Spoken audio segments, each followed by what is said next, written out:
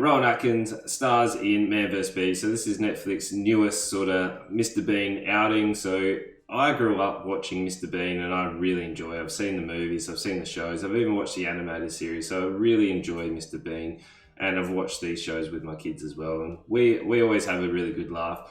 Where this to me felt like Mr. Bean, who had sort of grown up, developed a family, he's got kids, and it now feels like Mr. Bean in a talking role. So I was a little bit worried about how his comedy is going to go with like meshing all of that in, but like it's over the top, and it's like if you've seen any of the Mr. Beans, you know that things are going to escalate, and sometimes you just don't know why he's doing these kinds of things. Like there's just moments where you're at war with a bee. So the overall story is he's house sitting and he's gone through a divorce, but he's finally got a job and he's going to house sit for these really rich people. And then he finds himself at war with a bee, and things just escalate, and just over the top ridiculousness of this guy going against this bee to try and get it out of the house. And one thing leads to another where it's just absolutely ridiculous. Seen any of Rowan Atkins's kind of like comedy, you know what you're in for. You know that Mr. Bean obviously makes some poor decisions and things get out of hand real quickly. I really like the intro. So he's in court and it's like switching between the things he's being charged for, and it just each of the actual charges gets a little bit more ridiculous, and the jump cuts that they go to is just outrageous. Delivers on that awkward sort of comedy, and you can, like, it's painfully predictable at times, but every time I still laughed and I still enjoyed it. Where there's just everyone who's in it does play that kind of fit into those stereotypical roles. Like it's not gonna go out there and trying to give you that heartwarming performance or into that drama. It's in that outrageous comedy aspect, and it stays in that lane, and things that just get more and more ridiculous. So there are these sort of like heartwarming moments, and you are cheering for, obviously, I'm going to call him Mr. Bean because he plays Mr. Bean, but he has these heartwarming sort of phone calls with his daughter, and he's getting this job so that he can go on a holiday with his daughter. So you do want him to succeed, but every time that it happens, it's like, you're not going to get paid for this job.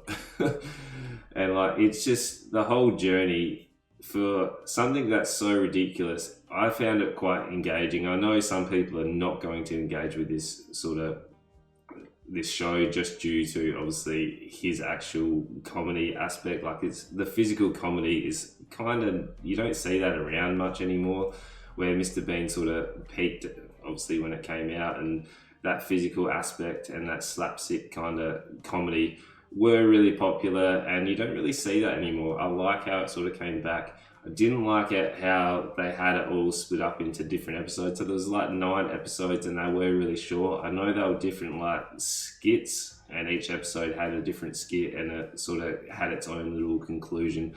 But I would have just liked it to have that sort of run rather than each of those chapters, where it could have just kept flowing and it would have been fine. We didn't need those chapters to break it up. There are some point of view shots of the bee. I don't know why they're in there, and it just felt a little bit cheesy about seeing the bee's point of view, where it should have just been the focus on obviously Rowan Atkins and his sort of escalating escapades to get this bee out of the house, and him trying to solve it to allow him to get the money to be able to go on a holiday with his daughter. It being overly predictable, it's almost to the point where it's painfully obvious, but I still laughed at it because I do like that setup. Even though it's there, it's still funny, able to embed into his comedy, his dialogue and his body visuals, everything about it. He's just a very funny man. He's just a comical genius in terms of how he's able to portray comedy in so many different realms. I'm a big fan of how his comical aspect does come across on screen. If you're looking for anything besides the physical comedy, if you don't like physical comedy, you're not going to like this. If you don't like it how it is broken up into chunks, if you can only do it in small doses, I guess the chapters are good, because the first one's 19 minutes and everything else after that's 10 minutes. So you can probably watch one and then have a break. But I do like just sitting there and enjoying that physical comedy. It's a nice break to watch a nice physical comedy, and he does perform really well.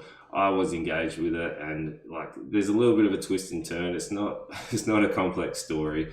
It's mainly about a man versus a bee and him trying to get paid to be able to go on a holiday with his daughter. Like it stays pretty safe in its lane, and it does well, and the escapades do scale to the point where it's just absolutely chaos. So yeah, like the bean, you're gonna like this, and yeah, let me know what you thought about it in the comments below. What would you change about it? Did you like it? Do you think physical comedy should come back and be a little bit more mainstream? So yeah, you know what to do. Make sure you like, comment, subscribe, and tell your friends.